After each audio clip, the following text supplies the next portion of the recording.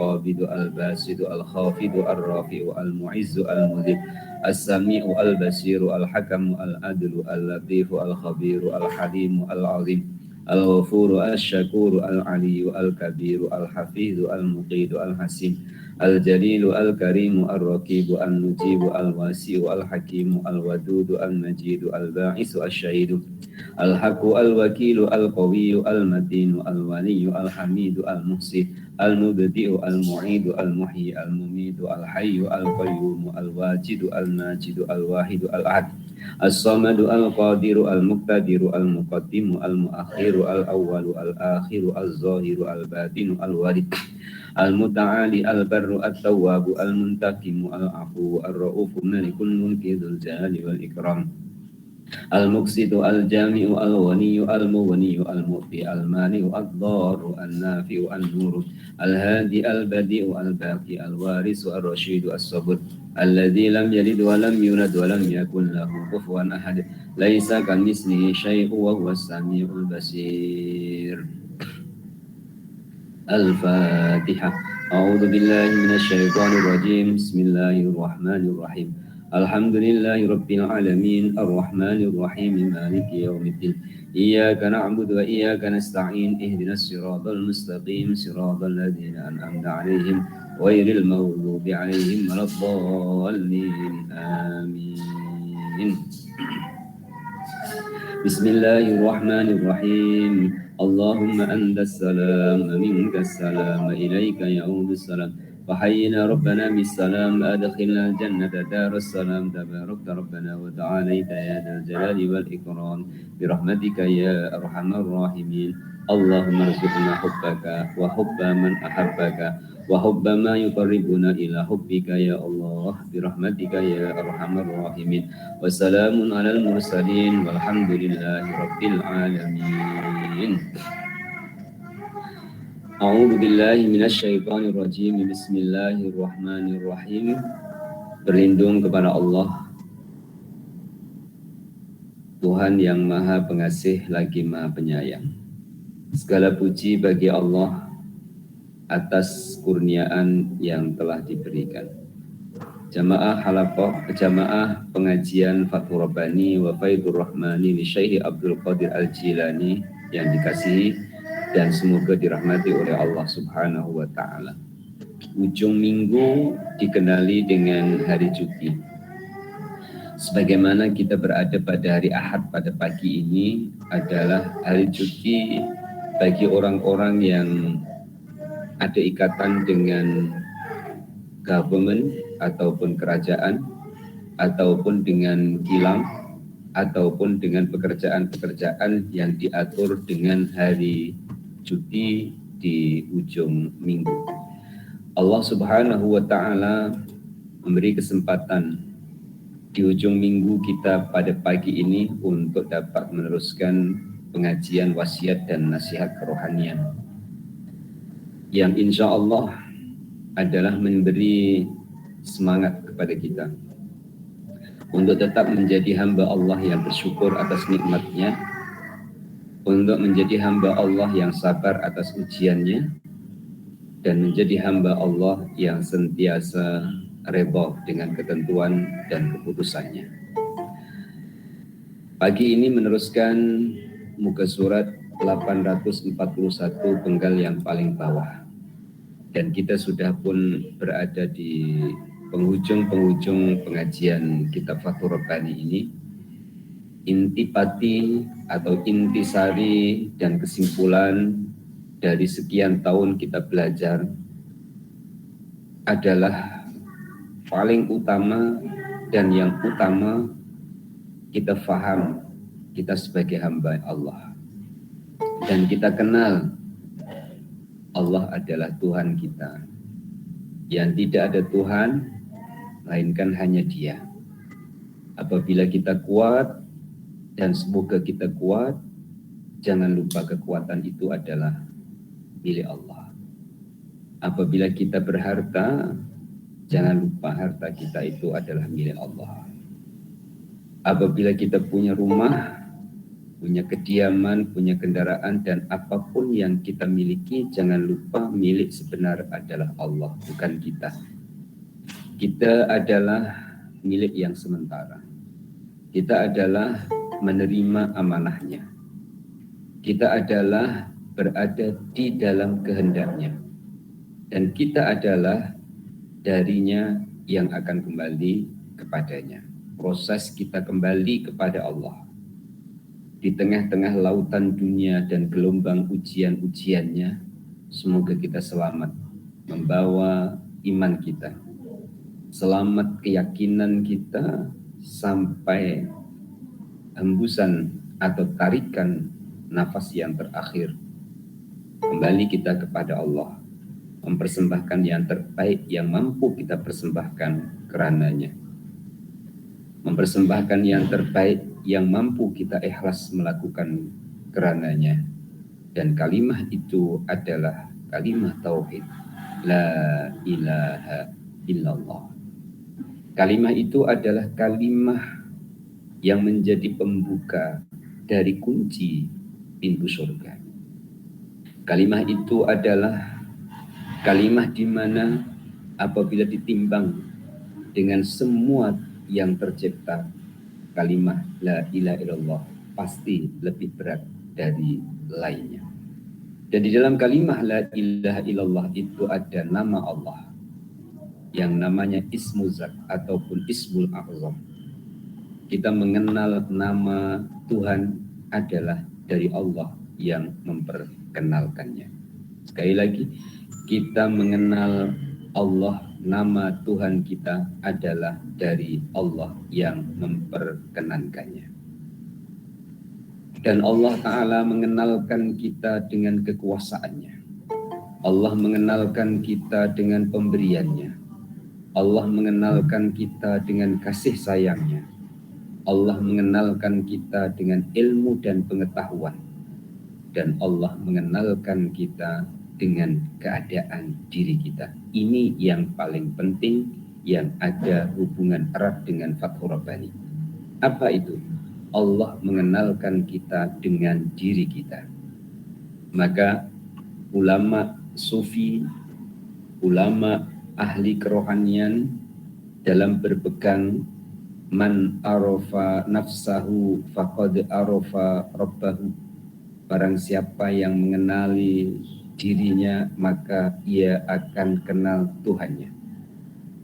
Karena sememangnya Allah memperkenalkan kita dengan diri kita. Tepuk dada, sama-sama muhasabah. Sudahkah kita kenal diri kita? Pasti jawabannya sudah. Sebatas mana kita mengenal diri kita? Berapa persen kita mengenal siapa kita? Sehingga berapa persen pula kita mengenal Allah Subhanahu wa Ta'ala dari diri kita. Oleh yang demikian Allah Ta'ala menyebut dalam Al-Quran tentang pemberiannya yang tidak terhitung angka dan jumlahnya, sehingga teramat banyaknya kurniaan dan pemberian Allah yang kita terima. Sebenarnya Allah mengenalkan zatnya dalam diri kita. Pada saat ini, pada detik ini kita dapat duduk, dapat mendengar, dapat melihat, dapat memahamkan, dan apa saja yang berhubungan dengan kita. Hakikatnya Allah memperkenalkan kita dengan diri kita. Insya Allah berada di penghujung pengajian Fathur Rabbani yang menjadi intisari dan kesimpulan dari pelajaran-pelajaran yang telah berlalu. Saya akan teruskan dan bacakan terlebih dahulu. Wahai, andai kata salah satu dari kamu mendapat keberuntungan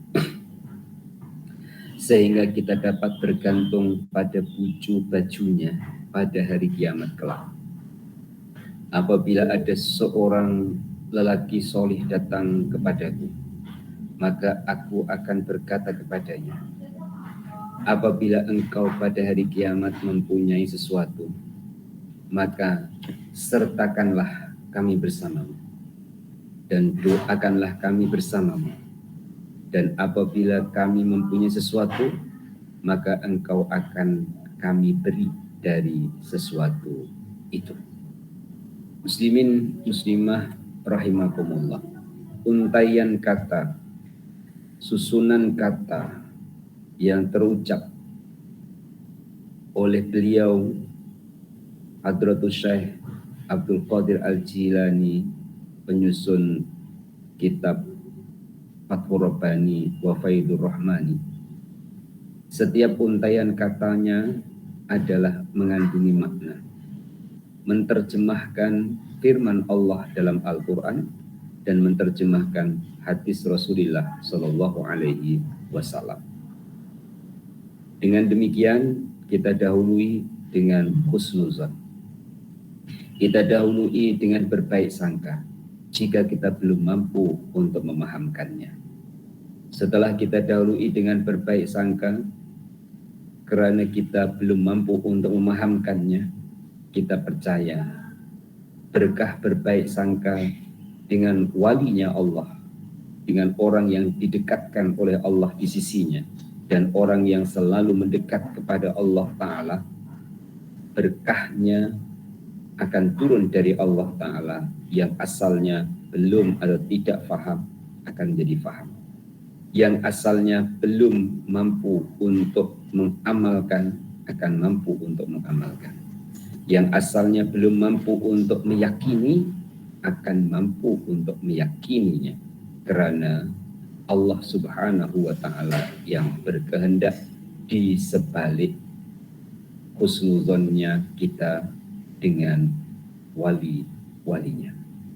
Muslimin dan muslimah rahimakumullah, diawali dengan perkataan andai. Adakah manusia tidak diperbolehkan untuk membuat andaian? Diperbolehkan ya, membuat andaian, membuat imajinasi, membuat bayangan. Dan Allah Subhanahu wa Ta'ala memandu kita untuk membuat bayangan ataupun mengandaikan sesuatu yang andaian itu titik akhirnya adalah rahmatnya Allah. Ya. Tapi kalau kita mengandai sesuatu yang andaian itu titik akhirnya adalah kemampuan dan kekuatan pada diri kita, disitulah letaknya masalah dari dalam diri kita, bukan dari orang lain. Ya. Saat kita membuat andaian, ataupun membuat perhitungan, ataupun membuat perencanaan, ataupun membuat apa saja yang kita inginkan dari hari yang akan datang, semoga titik akhirnya adalah rahmat Allah Subhanahu wa Ta'ala yang kita cari, adalah rahmat Allah yang kita rindukan. Oleh beliau, Syekh Abdul Qadir Al-Jilani membuat bayangan, ya, ada satu orang yang mendapatkan nasib baik ataupun mendapatkan keberuntungan. Contoh dagang atau berniaga. Dari satu baris kedai itu kedai ataupun toko, dia yang paling laku, yang banyak pembelinya, sehingga sedikit demi sedikit keuntungan yang diperolehinya menjadi banyak. Pada saat itu mereka dipandang sebagai orang kaya, dia dipandang sebagai orang yang berharta. Kemudian orang yang memandang dia sebagai orang yang berharta ada bayangan, kalau aku perlu, aku boleh pinjam kepadanya. Kalau aku perlu, aku boleh jumpa dengannya. Kalau aku perlu, boleh aku berkata-kata dan minta tolong dengannya. Ini sudah jadi kebiasaan, lazimnya. Ya. Kebiasaan di mana orang yang Allah beri keberuntungan di depan orang yang belum dapat keberuntungan ataupun yang Allah puji dengan serba kekurangan, ia akan memandang bahwa kesempatan untuk mendapat pertolongan adalah melalui si fulan. Kemudian si fulan pula bagaimana hatinya? Adakah keberuntungan yang diperolehi adalah peluang untuk membantu kepada orang yang memerlukan? Adakah keberuntungan yang diperolehi itu adalah untuk berjalan di jalan Allah Ta'ala yang dianjurkan atau yang diajarkan? Ataupun ia sebaliknya? Ya. Contoh sebaliknya, melalui titik peluh dan usaha kerasnya, dia menjadi orang yang banyak harta. Kemudian dia terpedaya. Dia merasa bahwa ini adalah kerja saya. Ini adalah titik peluh saya. Ini adalah keringat saya. Ini adalah perjuangan saya. Saya yang menutupi ia dengan Allah Subhanahu wa Ta'ala. Maka ia memandang kepada orang lain yang memerlukan, ia pandang dengan negatif. Ya. Senang saja nak pinjam, senang saja mau minta, dan lain-lain. Dia lupa bahwa yang ia mampu itu sebenarnya adalah bukan dari dirinya, tapi dari pertolongan dan pemberian Allah Subhanahu wa Ta'ala. Dalam sejarah telah pun dicontohkan dalam kehidupan orang yang berada di zaman Rasulullah Shallallahu Alaihi Wasallam, dari miskin ke dana menjadi kaya raya. Tapi pada akhirnya terpedaya dengan kekayaannya, kemudian menolak perintah Rasulullah Shallallahu Alaihi Wasallam untuk mengeluarkan zakatnya, karena ia merasa usahaku, ikhtiarku, kerja kerasku, titik peluhku. Siapa dia? Dia adalah Sa'labah, di mana pada asalnya, pada sebelumnya adalah dalam keadaan miskin ke dana, yang ia rajin pergi ke masjid untuk sholat berjamaah, walaupun harus bergantian menggunakan pakaian yang dia pakai, bergantian dengan istrinya yang tinggal berada di rumahnya. Ketika berubah keadaannya menjadi kaya raya, ia lupa karena dia terpedaya. Muslimin dan muslimah jamaah pengajian Fathur Rabbani wa Faidur Rahmani di Syekh Abdul Qadir Al-Jilani, andaikan dibuat pilihan, ataupun muslimin muslimah disuruh untuk membuat pilihan, memilih jenis orang yang keberuntungannya ia merasa dari Allah, atau memilih orang yang keberuntungannya merasa dari usahanya, pasti jamaah Fathur Rabbani akan memilih yang nomor satu. Keberuntungan adalah dari pemberian Allah Subhanahu wa Ta'ala. Nah, pada saat seseorang berada dalam keakuannya, ia akan tertutup pintu untuk lainnya. Artinya, tertutup pintu itu tidak terbuka baginya untuk menolong, tidak terbuka baginya untuk membantu, tidak terbuka baginya untuk berjuang. Beda dengan orang yang dengan hartanya merasa pemberian dari Allah Subhanahu wa Ta'ala, maka dia akan menjadi orang yang mudah untuk kasih dan simpati kepada orang lain, mudah pula untuk berjuang di jalan Allah Subhanahu wa Ta'ala. Nah, pilihan kita adalah jenis orang yang nomor satu. Maka jenis orang yang nomor satu ini bisa dijadikan ketergantungan. Ini bahasa manusianya, nanti saya luruskan. Bisa dijadikan ketergantungan ataupun harapan dari orang lain. Ya, muslimin dan muslimah. Baik itu di dunia, ya, di dunia, maupun nanti di hari kiamat. Karena dia punya keberuntungan, dan ia merasakan keberuntungan itu adalah dari Allah untuk hamba Allah. Muslimin muslimah jangan hanya pandang harta benda, walaupun untuk membuat contoh itu mudah dalam bentuk fisik harta benda. Termasuk juga keberuntungan itu adalah ilmu dan pengetahuan, ya, sehingga bisa mengajar. Keberuntungan itu juga adalah termasuk akhlak yang mulia, dan itu yang paling tinggi, karena ia boleh menjaga hubungan baiknya dengan sesama. sebab dia telah pun menjaga hubungan baiknya dengan Allah Subhanahu wa Ta'ala. Yang kedua, beliau membuat andaian seorang lelaki yang solih, ya. Solih itu baik, ya, orang laki-laki yang baik, ya. Seorang yang baik datang, maka datangnya orang lelaki itu kepada beliau, beliau akan mengatakan apa yang dimiliki oleh lelaki tersebut. Ketika lelaki tersebut memiliki sesuatu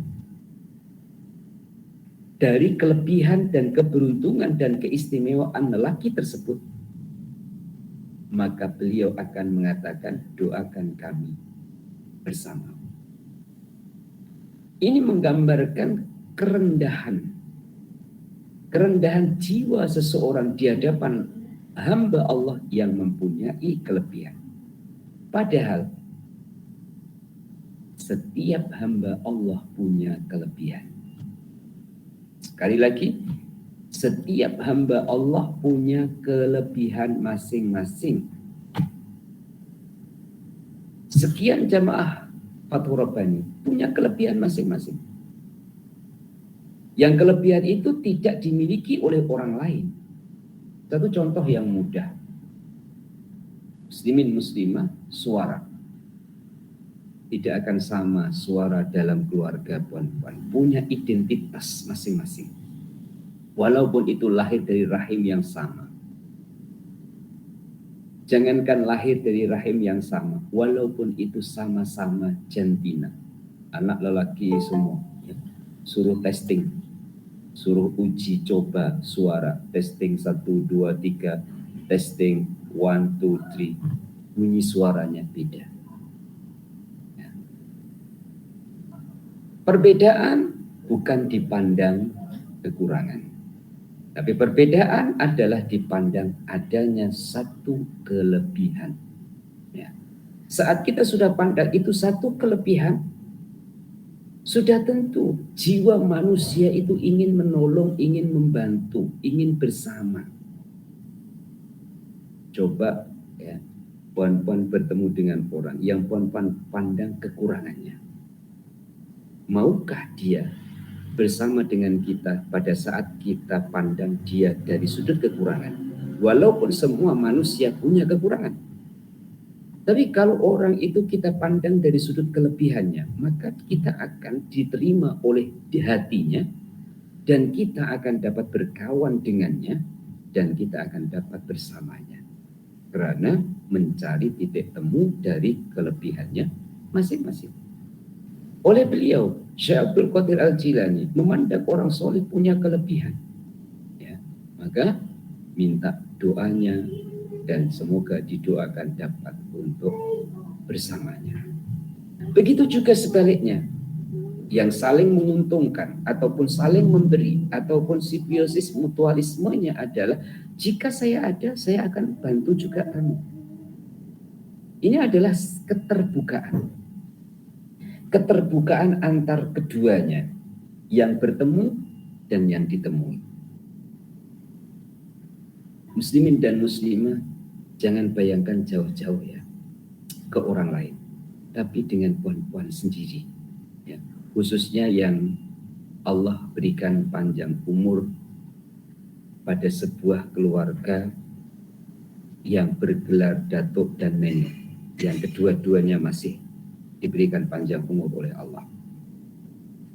Saling melengkapi dari kekurangan masing-masing. Sekali lagi, saling melengkapi di sebalik kekurangan masing-masing. Suami ada kekurangan, istri ada kekurangan. Tapi saling memahami dan juga saling melengkapi. Walaupun kadang-kadang yang namanya nafsu itu ya, melenting juga. Tapi temperaturnya akan turun, volume itu akan turun pada saat kita merasa aku pun ada kekurangan, aku pun ada kekhilafan, aku pun ada kesalahan. Tidak ada manusia yang sempurna. Akhirnya mudah untuk memaafkan, mudah untuk bekerja sama, mudah untuk tolong-menolong dan juga bantu-membantu. Itulah insya Allah hikmah dari penggal yang sebentar tadi kita dengar dan kita perhatikan. Di bawahnya, ambillah ucapanku dalam keadaan murni, bukan karena suatu makna. Apabila hal ini benar, maka aku akan beruntung dan juga kamu. Apabila aku sebaliknya, maka kamu akan beruntung dan aku akan merugi. Makhluk ada 3. 1 yaitu malaikat, 2 syaitan, 3 manusia. Malaikat adalah kebaikan dan keburukan yang menang disamakan dengan syaitan. Titik. Muslimin dan muslimah, sebelum pembagian jenis makhluk yang ada 3, ya, terlebih dahulu saya menjelaskan tentang kita, ya, tentang diri kita yang berada di dalam kuasa dan kehendak Allah Subhanahu wa Ta'ala. Kita tidak dapat lari dari kehendaknya, walaupun seakan-akan syaitan itu memperdaya kita supaya kita merasa tidak di dalam kehendak Allah Ta'ala. Sekali lagi, syaitan memperdaya kita supaya kita merasa tidak berada di dalam kehendak Allah. Kemudian diperbesar oleh syaitan pandangan terhadap kehendak sendiri. Diperbesar oleh syaitan pandangan terhadap kuasa yang ada pada dirinya. Apabila itu diteruskan, akhir dari itu adalah seperti Fir'aun. Apa? Mengaku sebagai Tuhan. Nauzubillah. Kemudian kita diingatkan melalui majelis ilmu ini bahwa, ya, cara syaitan itu memperdaya kita supaya kita merasa tidak di dalam kuasa Allah. Kita cantas, kita potong. Bagaimana caranya? Mengubah kata, mengubah rasa. Katanya menjadi bagaimana? Yang asalnya keluar dari kehendak Allah, masuklah dalam kehendak Allah. Rasakan kita berada di dalam kehendak Allah yang sememangnya kita berada di dalam kehendaknya. Baik itu dari perkara yang kita anggap kecil sampai perkara yang kita anggap besar. Besar dan kecil itu pada anggapan. Ya. Contoh, muslimin dan muslimah, semut dengan ayam. Mana besar? Pasti puan-puan akan jawab ayam. Karena bandingannya adalah besar antara semut dengan ayam. Mana besar semut dengan ayam? Ayam. Kemudian ditanya, ayam besar ke? Besar. Karena dia ketemu bandingan semut. Lepas itu ayam dengan kambing. Mana besar? Kambing. Loh, tadi cakap ayam, sekarang kambing. Karena melihat kepada bandingannya. Kemudian puncak dari perbandingan dan tidak akan ada lagi selepasnya adalah makhluk dan Allah. Mana besar? Allah Maha besar. Mana kuat? Allah Maha kuat. Mana kaya? Allah Maha kaya. Mana kasih? Mana sayang? Allah Maha kasih, Maha penyayang. Sudah bukan tandingannya.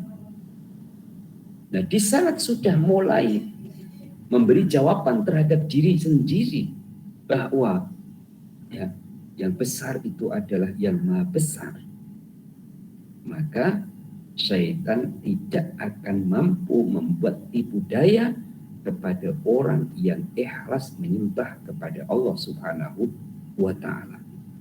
Dan ia pasti akan merasa selalu di bawah kehendak Allah, di bawah qada qadar Allah, di bawah ketentuan Allah, di bawah takdir Allah. Maka oleh Syekh Abdul Qadir Al-Jilani, ucapan-ucapan beliau itu terima dengan kemurnian, terima dengan keluasan dan lapang dada, terima dengan kemurnian iman, hinggalah akan memetik hasilnya. Apa hasil darinya? Muslimin dan muslimah, hasil dari ucapan-ucapan hikmah itu menenangkan jiwa. Puan-puan sedang bingung, ya. Kemudian jumpa dengan tuanku. Sebenarnya A, B, C dalam kata itu sama. E sampai Z itu sama. Kita ini intonasi dalam berbicara, pita suara kita, ya, dapat bunyi E, B, C, D, E, F, seterusnya sampai Z. Kawan-kawan semua bisa. Kemudian dari E, B, C sampai Z itu dirangkai dalam bentuk kata, ya, seperti R, U, M, E, H, rumah. Itu dari 5 huruf. Dari 5 huruf ini terbentuk kata, dan kata mewakili sesuatu yang bermakna, yang punya makna. Hurufnya hanya 5, tapi bangunan sebenarnya adalah besar. Tulisannya hanya kecil saja. Kemudian dibunyikan tak sampai satu saat lah, rumah. Tapi bentuknya adalah besar. Walaupun rumah itu berkategori masing-masing. Ada rumah setinggan, ada rumah teres, ada rumah 2 tingkat, ada rumah banglo, ada rumah kondominium, dan jenis-jenisnya. Tapi ketika kita merangkai huruf R, U, M, E, H, kemudian kita dapat berbicara. Itu adalah 5 huruf yang terangkai dalam kata.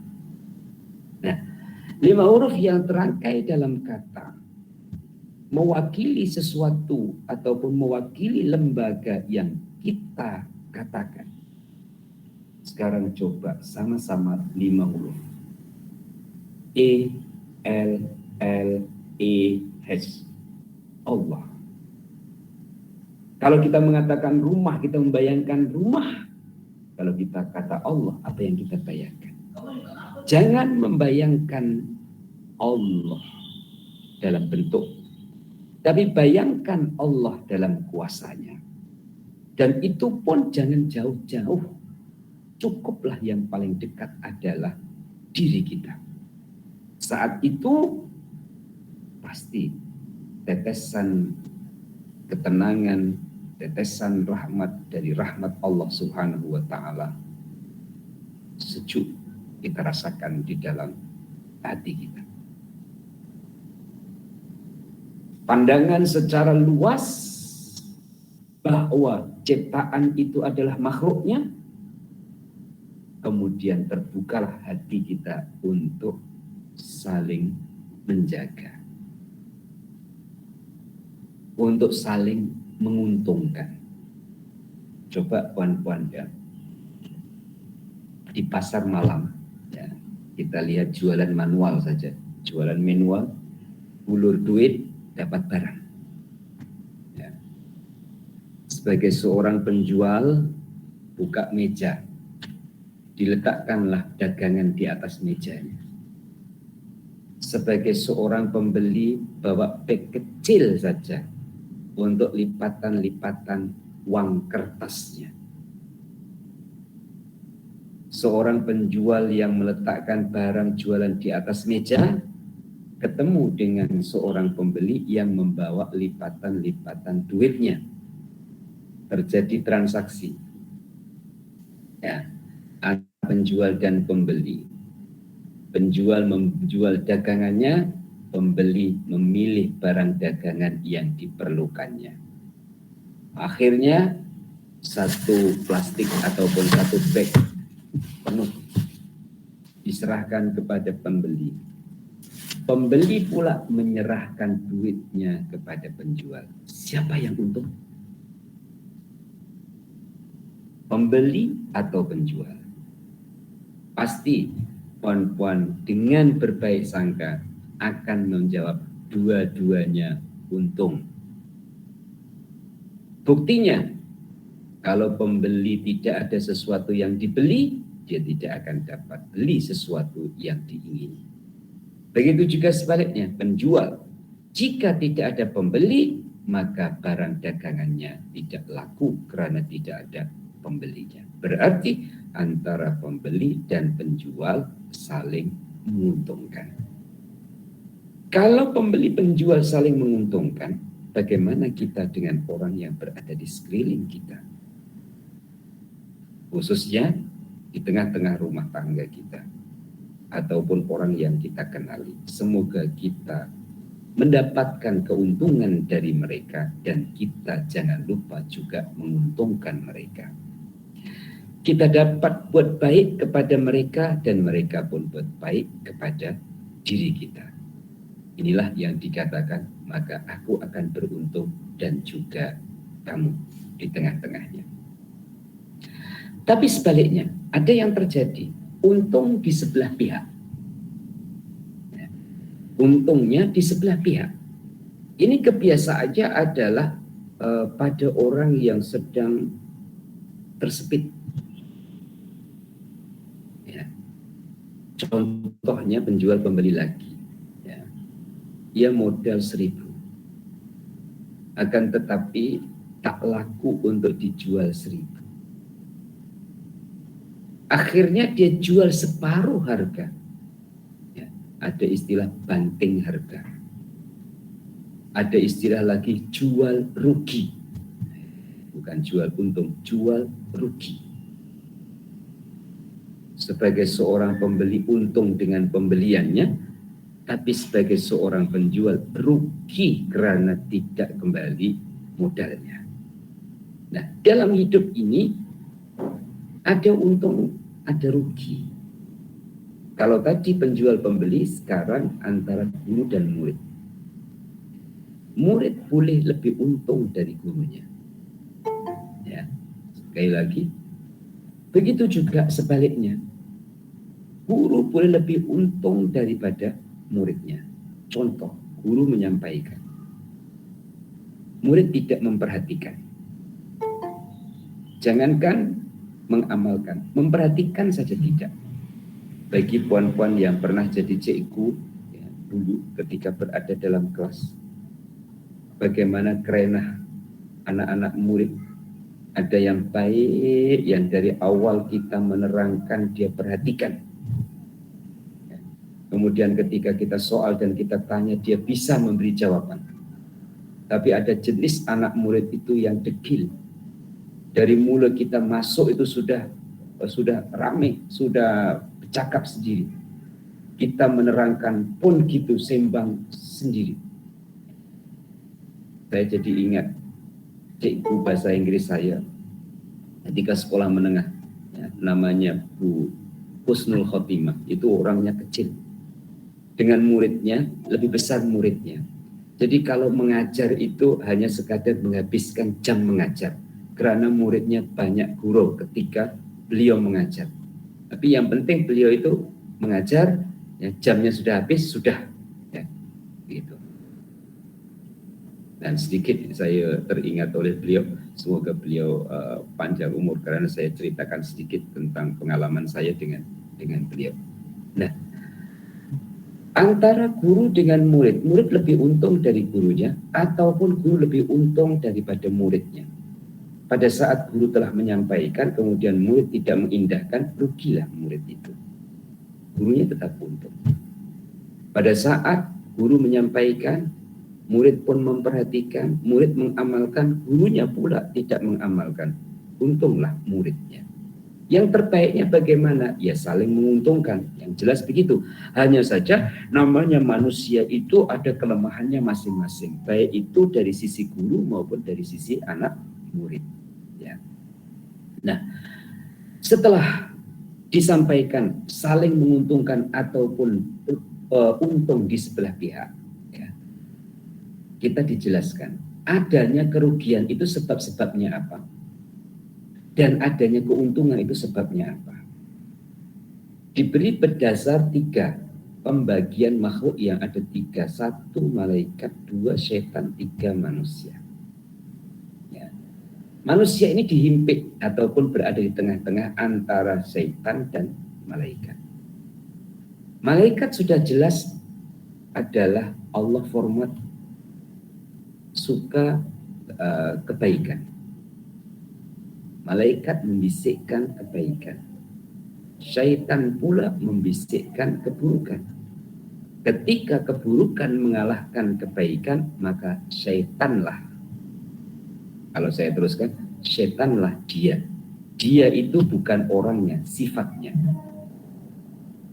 Saat kebaikan mengalahkan keburukan, malaikatlah dia. Artinya sifatnya. Dengan demikian, muslimin dan muslimah, tarik menarik itu pasti terjadi. Kemudian mempengaruhi juga terjadi. Syaitan mempengaruhi kita supaya ikut dia. Malaikat membisikkan kita supaya ingat jalan kebaikan menuju kepada Tuhannya, menuju kepada Allah Subhanahu wa Ta'ala. Nah, tarik menarik, ya, bisikan baik dan bisikan jahat, itulah kadang, ya, manusia jatuh kepada kerugian dan kadang manusia naik kepada keberuntungan. Dan Allah Ta'ala mengajarkan kepada kita untuk beristiazah, minta perlindungan dari Allah, ya, dari tipu dayanya syaitan yang dirajam. Di bawahnya, wahai kaum ahli thariqah, Islam menangis dengan tangan di atas kepalanya karena orang-orang jahat, fasik, dan ahli bid'ah serta kesesatan itu. Juga karena orang-orang zalim mencampur kebohongan dengan orang-orang yang mengakui apa yang tidak ada pada diri mereka. Lihatlah, siapakah yang ada di depanmu? Apakah yang menyebabkan hatimu keras? Seekor anjing saja berbuat baik kepada pemiliknya tentang buruan, tentang padi, hewan, dan tanamannya, serta mengibaskan ekornya tatkala melihat pemiliknya itu. Dia memberi makan pada anjing hanya sesuap atau beberapa suap atau makanan yang sedikit tatkala pemiliknya itu makan malam. Sedangkan engkau memakan nikmat Allah Subhanahu wa Ta'ala hingga engkau kenyang, sedangkan engkau tidak memenuhi perintah dan haknya, engkau menolak perintahnya dan tidak menjaga batas-batasnya. Titik. Jamaah Fathur Rabbani rahimakumullah. Jalan menuju ke Allah namanya thariqah. Thariqah secara umum adalah pada semua umat Islam. Seperti melaksanakan sholat itu thariqah, keluar zakat itu thariqah, puasa Ramadan itu thariqah. Artinya di sebalik syariat adalah jalan menuju kepada Allah. Thariqah secara khusus adalah bai'ah dari guru kepada gurunya hingga sampai kepada Rasulullah SAW, malaikat Jibril, dan sampai kepada Allah Subhanahu wa Ta'ala. Nah, Islam murni, ibarat kertas bersih, ibarat buku tidak ada tulisannya, artinya tidak ada kotorannya. Bagaimana perlakuan kita terhadap sesuatu yang bersih? Bagaimana perlakuan kita terhadap sesuatu yang tidak ada kotorannya? Umpama kertas seperti ini. tentu akan berhati-hati untuk menulisnya supaya bagus hasilnya. Tidak hanya itu, akan merasa sayang kertas yang masih putih bersih itu jika ternoda, jika terkotori, sehingga merusak kepada kesuciannya ataupun kebersihannya. Islam datang dari Allah, murni, kemudian dibuatkan imajinasi yang seakan-akan satu lembaga di mana Islam menangis, tangan di atas kepalanya karena orang-orang jahat. Ya, artinya kalau bayangan itu orang pening, aku itu baik, tapi ketemu orang-orang jahat. Aku ini mengajar kebaikan, tapi ketemu orang-orang yang berbuat kejahatan. Aku ini mengajar mengajar adil, ketemu dengan orang-orang yang zalim. Aku ini kejujuran, ketemu dengan adanya kebohongan. Jadi Islamnya itu ya dibayangkan sedih. Ya. Kemudian saya lempar ataupun saya panjangkan kepada puan-puan. Agama puan-puan apa? Saya tahu dan ini hanya sekadar untuk umpan saya menerangkan. Puan-puan agama apa? Islam. Ingin tak ataupun rela tak Islam itu ternoda? Pasti jawabannya tidak.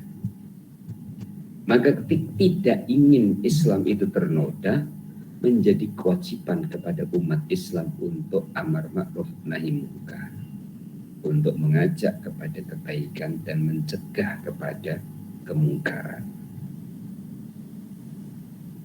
Kita selalu mengungkapkan pembaruan iman di waktu pagi dan petang, sebagaimana doa yang pernah saya ajarkan, ya, asbahna ala fitratil Islam, hingga sampai ya, Allahumma fil lana dzunubana wa li walidayna wa li jami'il muslimin wal muslimat wal mu'minin minal ahya'i minhum wal amwat.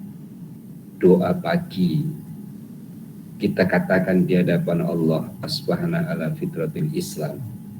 Pagi-pagi aku berada dalam kemurnian agama Islam. Pengakuan ini atau pembaruan yang kita lafazkan pada setiap hari menunjukkan bahwa kita tidak rela Islam itu ternoda. Namun apa daya, Allah Subhanahu wa taala menguji kepada umat Islam dengan adanya kemungkaran dan kejahatan. Memberi peluang kepada umat Islam untuk berjuang. Kalau sudah baik semua, apa peranan kita? Kita punya peranan pada saat ada peluang untuk melakukan perbaikan ataupun melakukan penambahbaikan pada lingkungan ataupun pada diri kita masing-masing. Dan dicontohkan bagaimana khidmatnya anjing terhadap tuannya untuk dijadikan bandingan bagaimana khidmatnya kita terhadap Tuhan kita. Kalau anjing dapat khidmat kepada tuannya, ikut yang diarahkan oleh tuannya, sedangkan ia hanya diberikan fasilitas tempat ataupun makanan ya, yang cukup untuk dia makan, bukan berlebihan. Bagaimana kita yang Allah Ta'ala berikan kecukupan, yang Allah beri lebih daripada cukup, andaikan dalam bentuk suapan lebih daripada satu pinggan. Kalau anjing dengan sedikit pemberian dari tuannya, dia rela khidmat kepada tuannya. Sekarang mari kita rasakan kita dapat dari Allah. Mari dan jom kita khidmatkan diri kita dan pemberian yang Allah Ta'ala berikan kepada kita di jalannya. Ya. tentunya sebelum masa ataupun waktu di mana kita tidak lagi mampu untuk melakukannya. Sekarang ini kita mampu untuk melakukan. Kita lakukan untuk masa depan kita di hadapan Allah Subhanahu wa ta'ala. Di bawahnya, wahai hamba,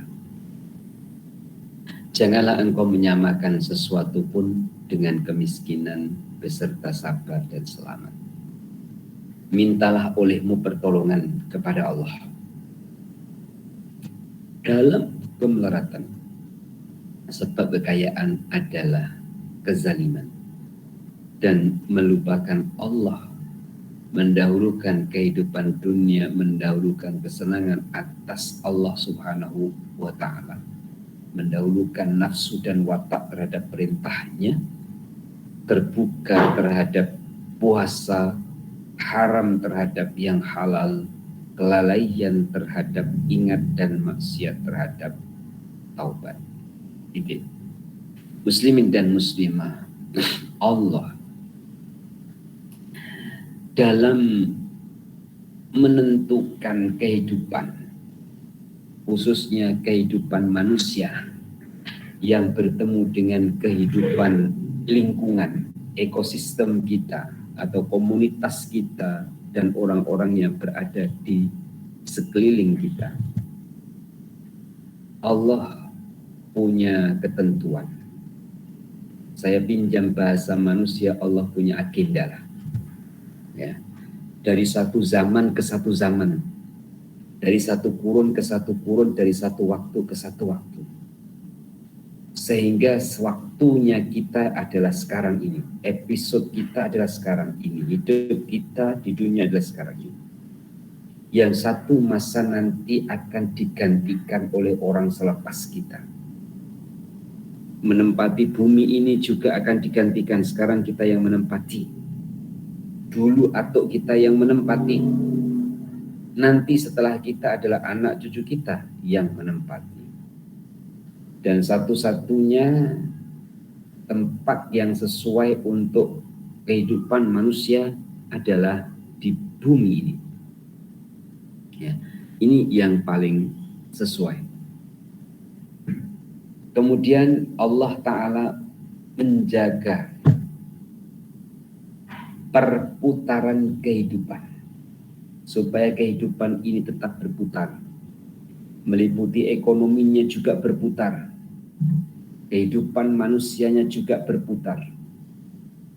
Allah Subhanahu wa ta'ala mengatur adanya kaya miskin, adanya susah senang, adanya sehat sakit.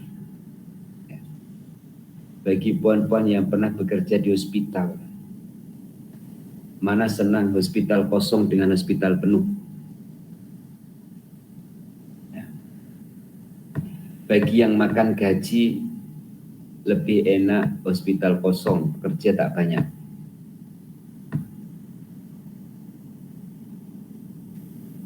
Tapi diakui ataupun tidak, ada personal yang mana ia suka hospital penuh.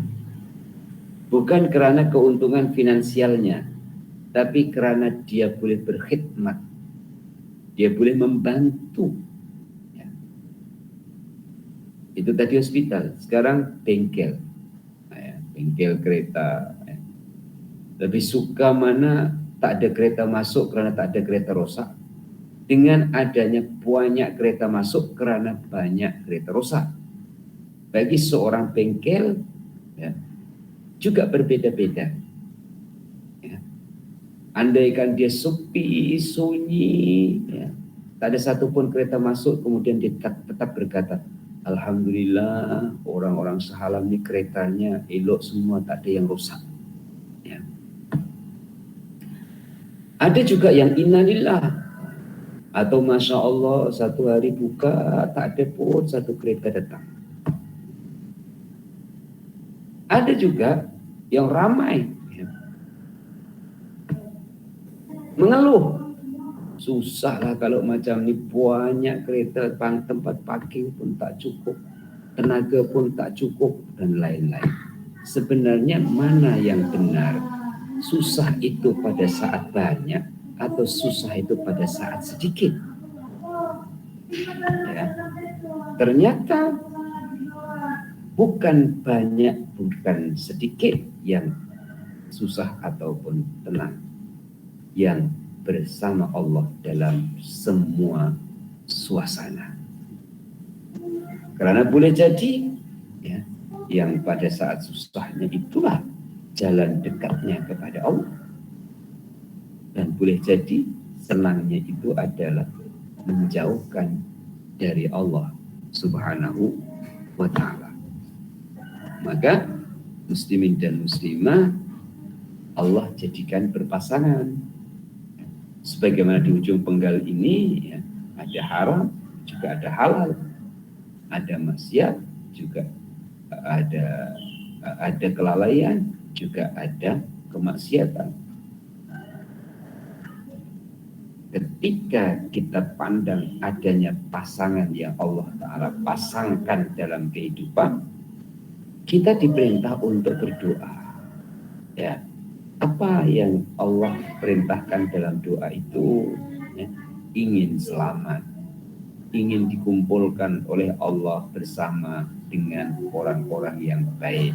Maka dalam Al-Quran, ulaika an'amallahu alaihim minan nabiyyina wasiddiqina wasyuhada'i wassalihin wa hasuna ulaika rafiqa. Dalam surah An-Nisa, mereka itu bersama ma'alladzina an'amta, orang-orang yang diberi nikmat oleh Allah. Siapa an'amta? Orang yang diberikan nikmat itu minan nabiyyin, dari golongan nabi, wasiddiqin, orang-orang yang benar, wasyuhada, dan orang-orang yang menjadi saksi atau orang yang mati syahid, wa hasuna ulaika rafiqa, dan itulah sebaik-baik yang menjadi teman. Muslimin dan muslimah rahimakumullah, saya cukupkan sampai halaman 842. Insyaallah yang akan datang kita akan teruskan di halaman yang baru, yaitu halaman 843. Semoga manfaat dan berkah untuk pribadi saya sendiri, juga kepada muslimin muslimah sekalian. Kita akhiri bersama dengan baca doa. Bismillahirrahmanirrahim. Allahumma sholli wa sallim ala sayyidina Muhammad wa ala ali sayyidina Muhammad. Alhamdulillahirabbil alamin. Allahumma rzuqna ilman nafi'an wa amalan sholihan maqbulan wa rizqan halalan thayyiban wasi'an barakah. Allahumma hdina binurika ilaika wa aqimna bisidqi ubudiyyati baina yadayka wa 'allimna min ilmikal mahzun wa sunna bisrismikal masun. Rabbana atina fid dunya hasanah wa fil akhirati hasanah wa qina adzabannar. Wa sallallahu ala sayyidina Muhammad wa ala alihi wa sahbihi wa sallam. Walhamdulillahi rabbil alamin. Taqabbalallahu minkum minna wa minkum taqabbal ya karim. Kurang lebihnya minta maaf awal hingga sampai akhir. Di akhir adanallah wa iyyakum ajmain. Assalamu alaikum warahmatullahi wabarakatuh. Waalaikumsalam warahmatullahi wabarakatuh. Assalamualaikum. Kasih Ustaz. Assalamualaikum. Assalamualaikum. Assalamualaikum semua. Sama Haji.